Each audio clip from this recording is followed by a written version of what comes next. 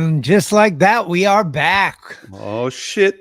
American League Game 2. First one was great. Second one kind of bored me a little. I got to be honest with you. Yankees lost, which is always nice. But yeah, what did you think? Well, I'm about to say something real controversial I know you won't like. But Whoa. if I had to choose between Paul Skeens and Tarek Skubal right now, I'm going full Skubal. Oh, you're blowing it. Skubal does not come with Livy Dunn, so he loses. All right. Well, whatever. But I just think the way he pitched today, 7 full, 3 hits, 8 Ks, no runs. I mean, he's the real deal. And coming up to this point, he's been lights out. So that's just my hot take for the night. Well, my hot take is I'd way rather see the Dodgers lose than the Yankees lose. I figured that out tonight. If you had to choose, yeah. Yeah, everybody wants. Okay, so let's get into it. MLB, you guys are making some serious mistakes, and I'm not paying that close attention, but let's run the facts here.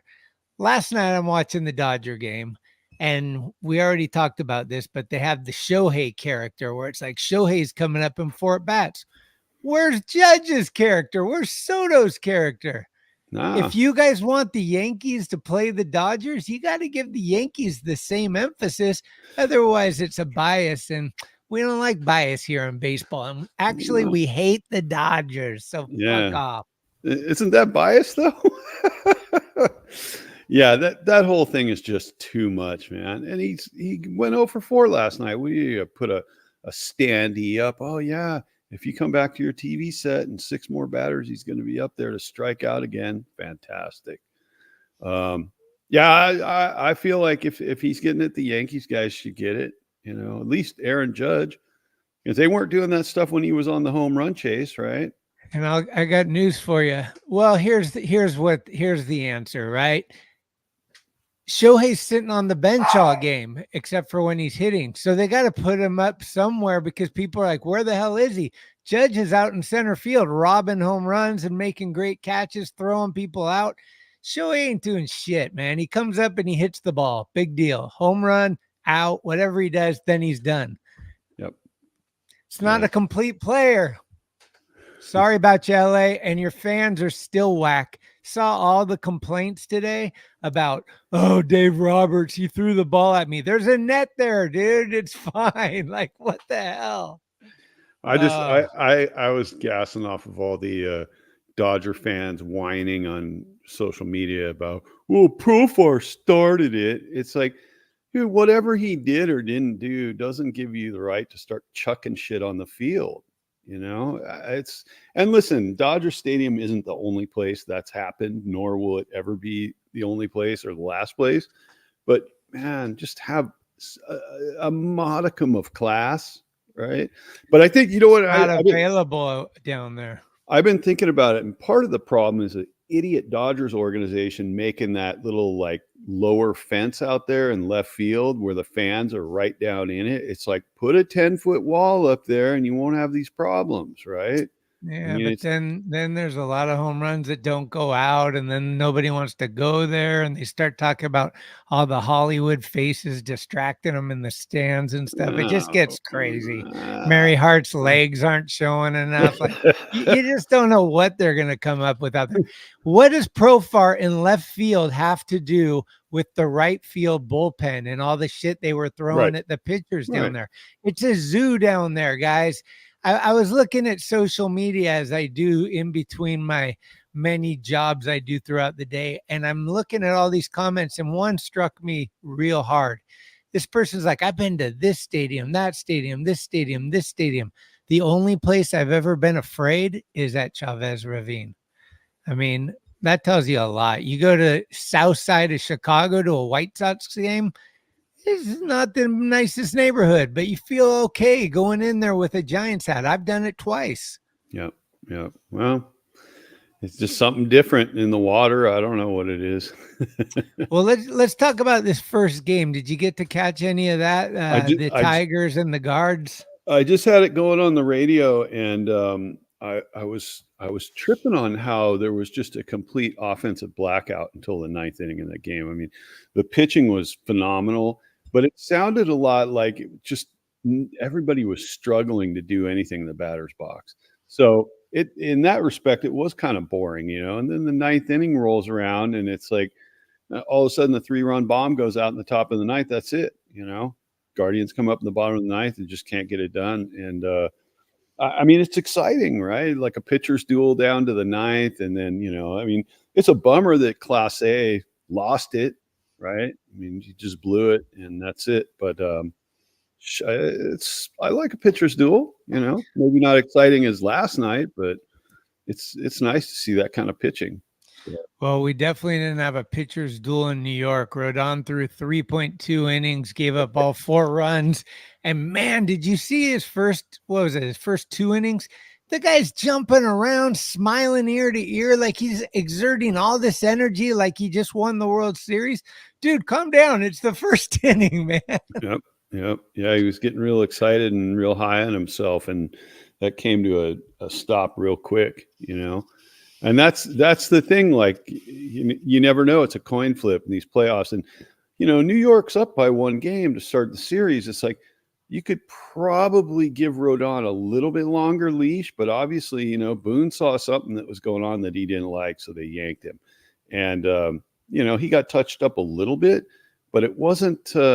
It didn't seem that bad, And now the Royals have seen, I think, the entire bullpen, maybe That's right. minus one person. It's That's like right. now they're going back to KC for 2, right?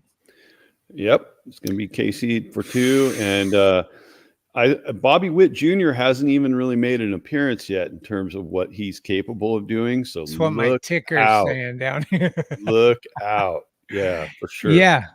Yeah. I mean, this guy's MVP of the American League, probably, if it is between him and maybe Judge, I guess, right? Yep. But the defense he was playing, man, that's the kind of thing I want to see out in San Francisco.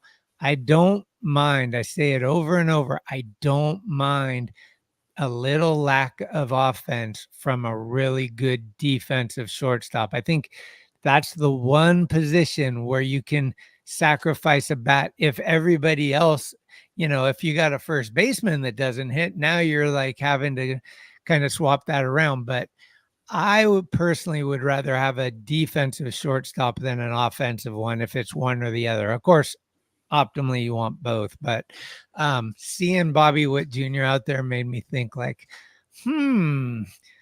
there's probably a young shortstop right about to hit the pros that, that could be the next one, like Gunnar Henderson, Bobby Witt Jr. The Giants may not really need to go into the veteran bag. They might be going into the young bag that's like, well, Luciano, let's fix you or get rid of you and bring in somebody else. We don't know. Yeah, I don't want them to reach into the Luciano bag really, because they're giving him one more try. Exactly what you mentioned though is, listen, we had 13 years of Brandon Crawford, whose defense was fucking phenomenal, platinum glove level, Yeah.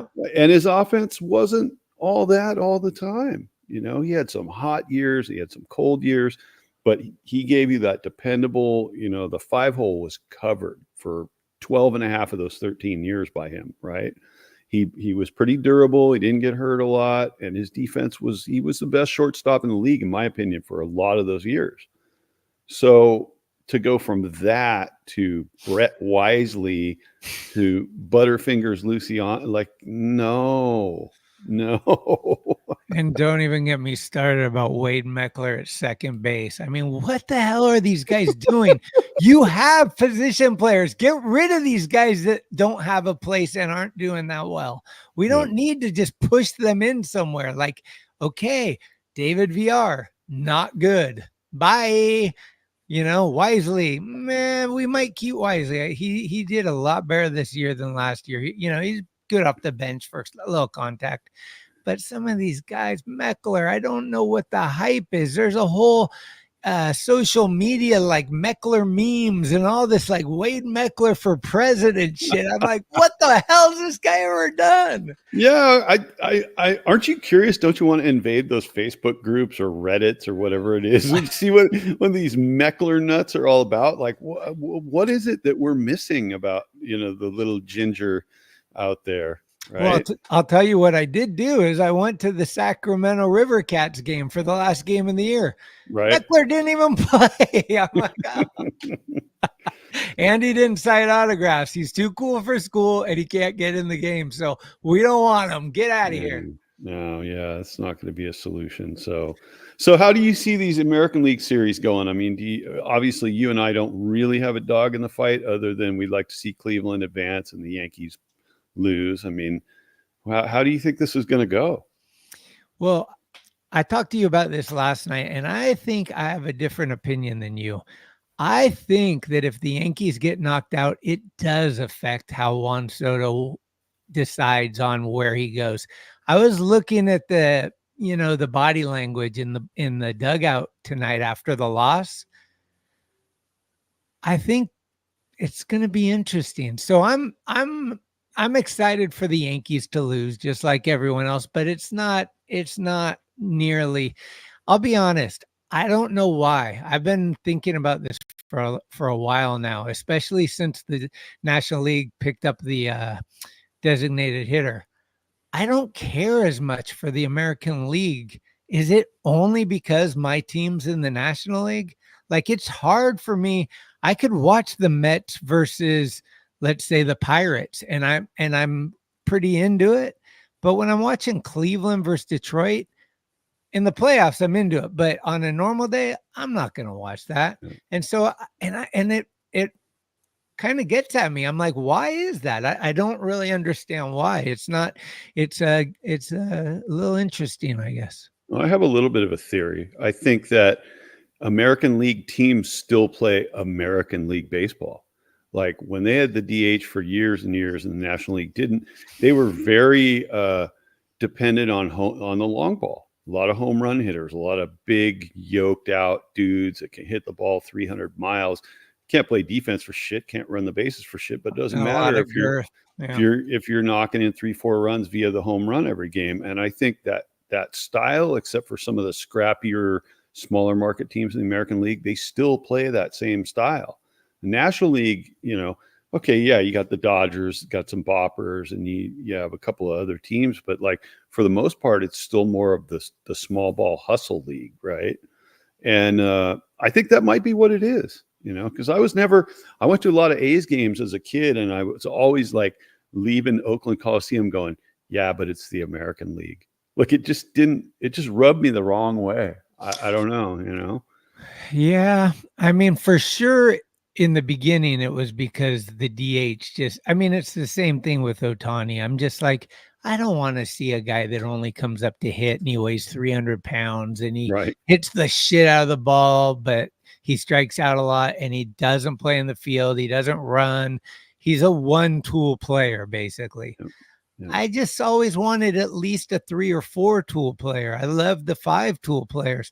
I want to see a well-rounded dude like Barry Bonds was our guy, Ricky Henderson was the A's guy. Yep. Those are the guys I'm attracted to.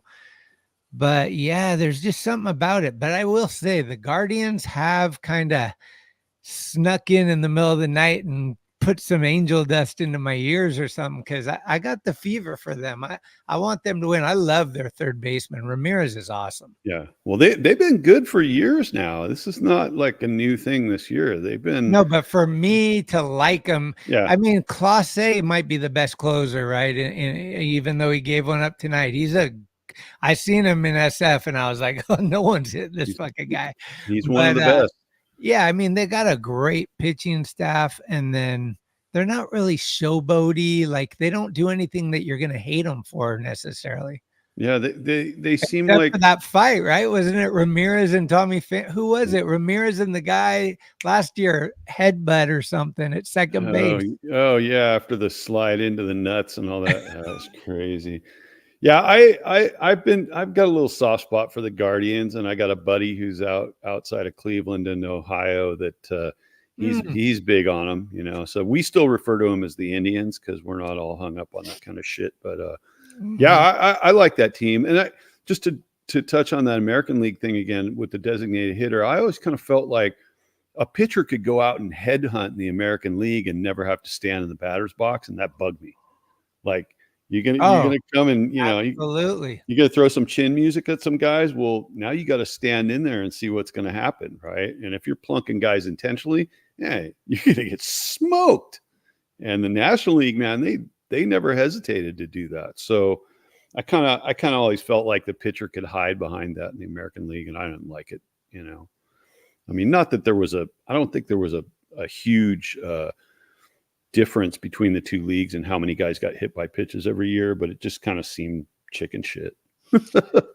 I totally agree. What that brings to mind is how many people are going to get hit tomorrow in San Diego. I mean, this shit is heating up. I saw interviews with Flaherty. I saw Manny. I saw Dave Roberts. I mean, these guys, if one little thing happens, the benches are clearing. Yep, yep. And They're I they're and I think the umpires are going to be real quick to issue warnings to the dugouts. I think the first time somebody comes inside with a fastball, there's going to be warnings, and they're going to want to put the cap on it before it blows. Right now, that being said, doesn't mean that somebody's not going to do it. Have they announced the pitcher for LA yet? Is it I Bueller? heard it's Greg Papa said tight pants Bueller's pitching Right, tomorrow. Vance Bueller. Yeah. So Yeah, I guess when you're a pitcher, you don't want a first name like Walker. unless you're Walker Ryan. Well, if you're Ryan Walker, that's the last name, You walk No, but guys the last, not skater first. Walker Ryan. Yeah. So Bueller is not throwing 98 like he used to. And who knows how durable he may not even make it out of the second or third inning if San Diego's hot. And I do like the vibe of the Padres going into the home part of the series is that they've been super low key in their interviews. They're just kind of like, yeah, man, we're ready. We're fired up. We're ready to go. They're not all pissed off, and all the Dodgers guys are all hot. Now, if that game comes out a different way last night, maybe that's different. But I do think San Diego has a little bit of a mental edge going back home to Petco, and I think it's that place is gonna be rocking tomorrow, man. It's gonna be rocking. And how cool is a Tuesday in October with 4 playoff games all in the same day? Yep. I mean, that's so cool. It's the day to play hooky if you're ever going to do it. You want to just sit there and watch TV all day and one game after another. And these games have been must see TV, as they say, right? It's just Yep. been, even though bad games have been good, but most of the games have been like electric. It feels like March Madness basketball or Yep. something. It's really good. I thank God, right? MLB's needed a kickstart. They've needed some help. They've been, the redheaded stepchild, if you will, to NFL forever, and then NBA started catching up to them. But I think what they need to do is make that off-season rule where there's like a 2-week window for all trades. Like just do the exact same thing NFL does, where it's just so exciting. Like maybe right before leading up until Christmas or something. So people are just fired up and it's like, this guy made that trade, this guy, that, blah, blah, blah. And it's all of a sudden, every day there's 3 or 4 moves. When Yep. NFL and NBA are doing that, it's so cool and exciting. And there's so much to talk about. Baseball drags it on, and they have this new idea where they want to speed everything up, pitch clocks, all this stuff. Speed up the offseason acquisitions. That's your number one goal. I promise that'll make things a lot more Yeah. lively and exciting. And then these fucking rich asses have to decide a little quicker. They can't dilly-dally and come out to San Francisco to get more money in New York. I don't want Yep. any of that. Yeah. Yeah. January 31st. Deadline, right? You have the winter meetings. Okay. The winter meetings are over by what? December 29th? Or is it before? Whatever it is. Okay. Then you go into January 1st. It's a new year. You got 31 days. And right? pitchers and catchers, yeah, it's quick. This would I think you're onto something really good because this would force agents to negotiate in a timely fashion. They wouldn't be able to start these bidding wars between 6 7 different clubs, right? And it's like a guy's going to have to decide, like, is it the money, is it where I want to go, is it the guys I want to play with, is it the manager I want to play under, like it's going to make people, force people to make choices, Uh, it- and give guys enough time to ramp up and get fully physically prepared for the season, so you don't have half the guys in the league, their arms falling off and their hamstrings falling out, right? Well, I'm So going to take it another step. And if you're not on a team by the first day of spring training, you don't get to play the first month of real action. Yep. ouch. That's what I think it's fair. I think Snell and these guys showed you why. You Yep. need spring training to be healthy enough to go the whole distance of the year and to be revved up to actually come in the beginning and look like a professional ball player. Yep. I don't want to see you missing like Brandon Ayuk out there with the Niners. Look at what's going on with them. You want these guys to form a team, get compatible, build camaraderie, and then go out swinging like in real good shape and let's play. Yeah, Hey, B, no thanks. yeah, the dog agrees with you. Yeah, that's code for beat LA, beat LA. Yeah, totally. Yeah, I'm curious what happens in the in the off season leading up to spring training. Guys that sign late, like, are they out there working out every day? Are they doing their regular prep even if they're not signed somewhere, or are they locked out of the facilities and so they got to go someplace private? I mean, I'm curious about that, right? Like we know Logan Webb and some of these guys, like they actually schedule private workout time before, right? They're staying in shape all off season. So I'd be curious to know, but yeah, you're right. I mean, guys need a full prep, and some people would think, oh, 162 games long season. And it's like, they can't start working out too soon. It's like, no, they can't start working out soon enough, right? To stay fit that long, you got to be in shape. I couldn't do it. No way. No Takes me way. like a month to get ready to start getting in shape. Yep. Like I need a month just to get limber enough to be like, okay, I'm going to start trying. Yep. And guys like Blake Snell, I mean, you can say whatever you want, but he knows if he likes it here or not. If the money is going to come or not, that's a different story, but that can happen quick. But if he doesn't want to be here, he already knows that right away. So Yep. the dilly dally part is just bogus, and it prevents people from going after other players. Like we're all in on Shohei, or we're all in on Judge, and there goes Trey Turner. We Yep. should have got Trey Turner. The guy's so good. It's amazing. So yeah, so Scott Boras, hey, do the deals, get your guys signed. Don't fuck around, Jordan Montgomery fired him, right? Yep. Yep. So And he's got he one and less guy to deal with. yeah, and he and Snell each had like a polar opposite description of how Boris handles stuff for his clients, right? Like Snell said, yeah, it was great. There were no issues at all. It was fine. Whatever. And Montgomery's like, screw this guy, fired him. So it's strange. But anyways, I'm looking forward to hopefully the Giants making some big signings right out of the gate and bringing in a new GM and getting that all situated real quickly so that we can sort of look ahead to 2025 and see the positive, see the sun rising again, I think today they announced that they've asked the A's for permission to talk to Billy Owens. He's the front runner in my mind for the GM position. I really hope they get him because, as we know, the A's build amazing teams. They just don't keep the players. But Right. how many fucking good players have gone through that organization, all the way down the line? We've gotten some of their leftover pitchers. But you see these guys like Olsen, Chapman, it just goes forever.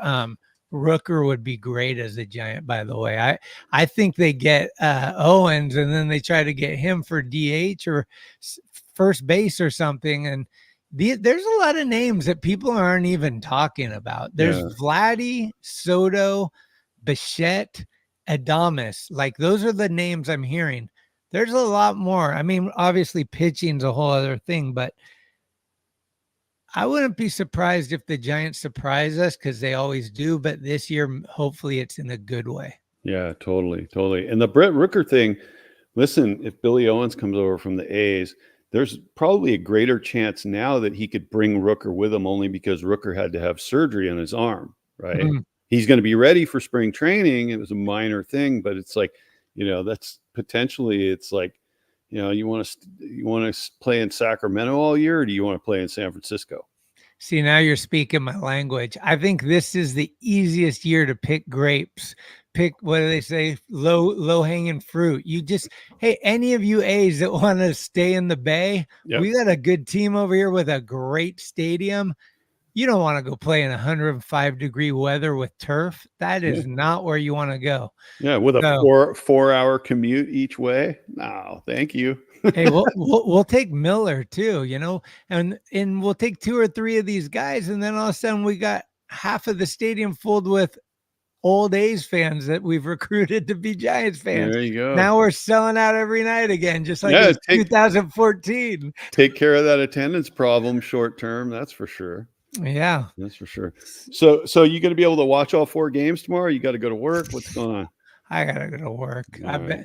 I got a lot of work to do and a short time to get there, as they say. I don't know. I do have the ability, I think, to watch them on my monitor. So I sometimes, because I have 2 monitors, I'll put a small window in the upper left hand with no volume and just kind of peek over from time to time. Picture. But you can bet your bottom dollar, unless Cheryl's plane is delayed, I'm in for all 9 innings, Dodgers Padres. I can't wait for that game. That's the one to watch tomorrow. If you can only watch one, that's it. And ESPN Radio runs I think all the games now. The first 2 days they were only running 2 of the 4 games. But now they had both of them, and I think tomorrow they have all 4. So ESPN Radio is, you either get the good announcers or the bad announcers with ESPN. It's a coin flip, right? But it works if you got radio only. The problem for me is I edit video, and so I can't have audio of other stuff. It's like too hard, but I can watch things. And to be honest, what's his name? Curtis Franklin. He chimed in tonight in our group text. Bob Costa is falling asleep while he's announcing. Like, what's going on? You know why? Because he's one of these Yankee simps that can't handle it when his team is losing, and so he just goes quiet. So he didn't actually fall asleep. People are just saying he went quiet, or did he fall asleep? Well, maybe he fell asleep, but I was reading that he fell asleep. I don't know if it's sarcasm or real. I gotta look into that. But maybe he got another dose of the Olympics pink eye or something. It just took him out. Well, his excitement level is like very monotone and low. He used to be like, he was the Olympics guy, right? He did like the Russia-US hockey game. That's forever, right? Yeah, he's been involved in. He's pretty had his finger in just about every major sporting thing for years and years. I can't stand the guy personally, but that's just me. Some people think he's great. I think he's certainly knowledgeable about Yankees history and baseball history in general, but I just don't dig the way he talks about it. And it's like, you never played, dude. Don't talk about it like you're somehow as big as these dudes on the field, because you're not. I see. Okay. That's my issue. Like Al Michaels, to me, always seemed like he went out of his way to point out that, hey, I'm just the announcer. Like, these guys are the talent. These guys are the show. And that's what I always loved about Al Michaels. And he was a Giants announcer for a long time. So you can't complain about that. Well, I got something to say here on the old ticker, because I love doing these tickers. So get ready, kids.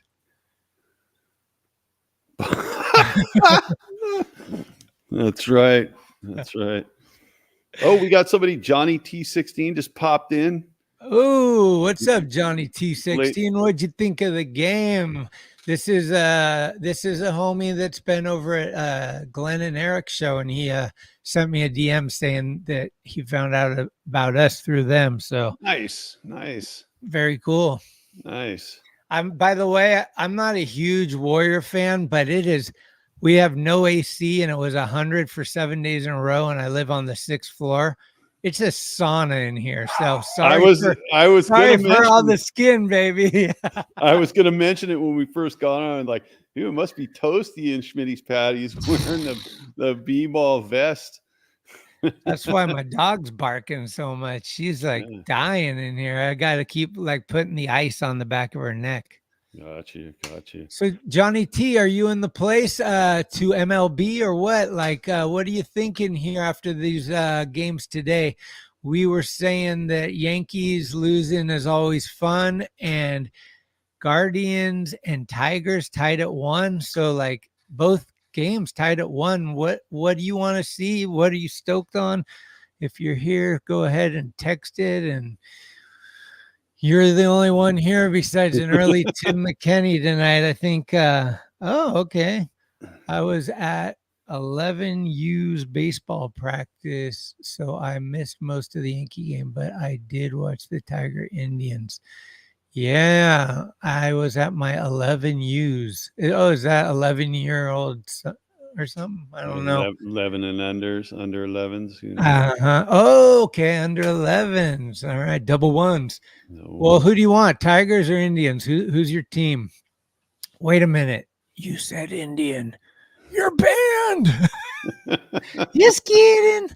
I could not believe the Tigers. Not. I know. See, that he is literally one of, if not the best closer in baseball. I think Yep. he's ferocious. He's like that. And he throws heat, and he just looks scary, and he's Yeah. big. Like, yeah, I don't want anywhere near the batter's box when he's on the mound. He reminds me of the closers of old, of the 70s, 80s, and even into the 90s when they were just evil, mean dudes, right? I mean, Rod Beck, come on, right? Would you want to stand in the batter's box and take a pitch from Rod Beck? Exactly. No. Those were my guys. Goose Gossage. Like, I Yep. loved those guys that just threw Yep. heat and they looked like they didn't care about nothing. Yeah, absolutely. And Mariano Rivera, like, he was very low key in terms of his emotions, like you never really saw it. But his stuff was so good that he didn't really have to have that imposing presence on the mound, you know. He just blew guys away because he had just unhittable stuff.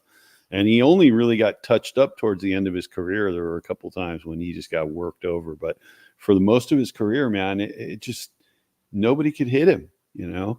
But yeah, I always liked the intimidating guy on the mound. Even like Randy Johnson was a scary dude on the mound. He wasn't a closer, but ooh, you don't want to stand up there with a guy pitching like that. Sorry. Nothing can ever top Randy Johnson hitting that bird. Yeah, Spring training fly ball or pitching, and he just throws a wild pitch, and the bird comes by and he nails it. it's That's terrible. that's forever. That's insane. Randy Johnson, the unit. Whew, that's a guy you don't. That's what I mean. Like Chapman too. Like these big guys that are over like 6'4" and they're throwing over 100. It's like, no, dude, their arm is way closer to you when they release the ball. It Yep. just seems like they better throw a strike because if they throw it inside, you're dead. Right. And when Chapman was at his peak velocity in his early years and he was throwing what 105 and he had no control. Like what it's as effective as having good control. He's effectively wild because like he's scaring the shit out of people. It's like 105 miles an hour at your neck. What are you gonna do? You can't get out of the way fast enough at 105. You barely see him release the ball and it's on you. So, whoo, yeah, more of that. Let's see more of that. Right. Also, I wanted to mention that since we just cranked up this YouTube page, we are slowly putting out some of our past. We've been doing this for 2 years now. This will be going on our 3rd year, and we've got some interviews that we've done that were audio only.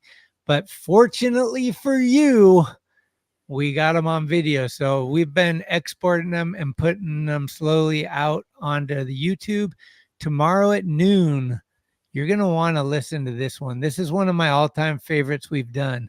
This is Mark the Shark, probably less than a month before Lamont Wade's 100th splash hit, which Mark the Shark caught. And unlike McCovey Cove Dave, Mark the Shark gave the ball. So classy dude, a lot of fucking, he's really high energy levels, and he's got a lot of knowledge about the cove and the kayaks, and he's a what are these, a ball hawk. He likes to go into in the bleachers before, during batting practice.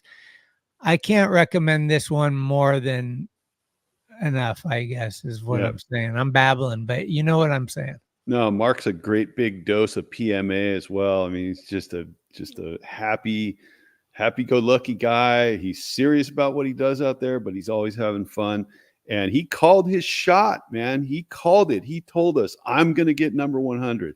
And we both told him at the end of that podcast, yeah, we hope you do. And sure enough, boom, he got it.